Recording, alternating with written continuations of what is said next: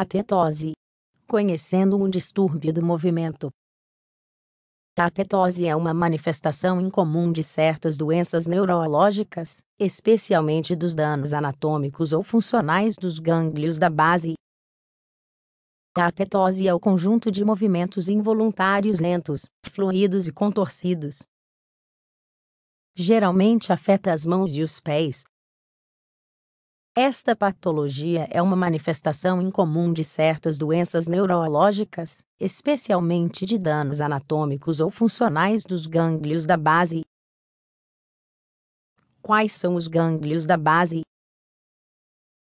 Os gânglios da base são estruturas formadas por substância cinzenta e estão localizados na porção central do cérebro.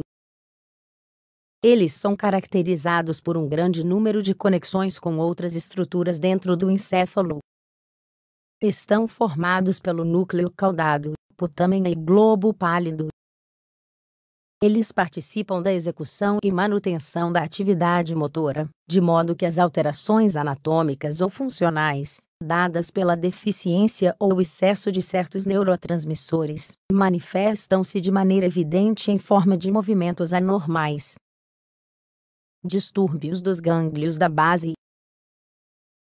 A maioria dos distúrbios dos gânglios da base está relacionada a alterações funcionais.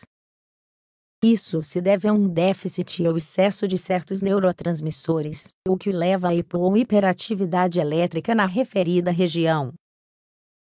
Essa hipoatividade ou hiperatividade é evidente na atividade motora da pessoa afetada. Existem muitos movimentos anormais, como coreia, distonia, tremores ou atetose. A coreia consiste em movimentos involuntários repetitivos, breves e irregulares. Os movimentos são, em certa medida, rápidos e começam em uma parte do corpo, passando para outra de forma súbita e inesperada, e muitas vezes sem interrupção. A coreia geralmente afeta o rosto, a boca, o tronco e as extremidades. O hemibalismo é um tipo de coreia, que geralmente envolve movimentos espásticos involuntários violentos de um braço ou de uma perna. Os movimentos são mais amplos e mais intensos do que os da coreia. A atetose, assim como outras manifestações como a coreia, pode ser causada por um grande número de doenças. Além disso, sua presença orienta o diagnóstico de certa forma. A coreia e a atetose podem se apresentar simultaneamente como coreoatetose. Não são distúrbios em si, mas são sintomas produzidos por várias patologias muito diferentes. O que é a atetose? Os distúrbios do movimento podem ser divididos em dois tipos, os correspondentes às síndromes hipocinéticas e hipercinéticas, dependendo do tipo de atividade motora envolvida. As síndromes hipocinéticas incluem a doença de Parkinson, distúrbios neurodegenerativos e parkinsonismo secundário. Estas doenças são caracterizadas por seus próprios sintomas, mas devido a medicamentos ou outras causas orgânicas. Isso inclui drogas, doenças infecciosas, traumas e hidrocefalia. As síndromes hipercinéticas incluem uma série de sinais muito evidentes de exame físico que incluem tremor, coreia, distonia, tiques e mioclonia. O que diferencia a atetose, também chamada de coreia lenta, de outros distúrbios é que os pacientes são incapazes de manter uma parte do corpo em determinada posição.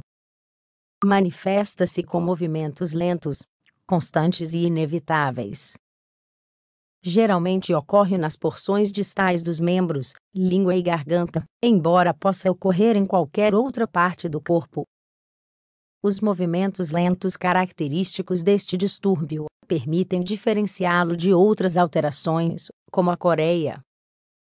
Embora existam formas clínicas semelhantes denominadas coreoatetose, o termo coreoatetose é aplicado a diferentes doenças degenerativas, como a doença de Huntington, muito temida pelo inevitável rumo da doença.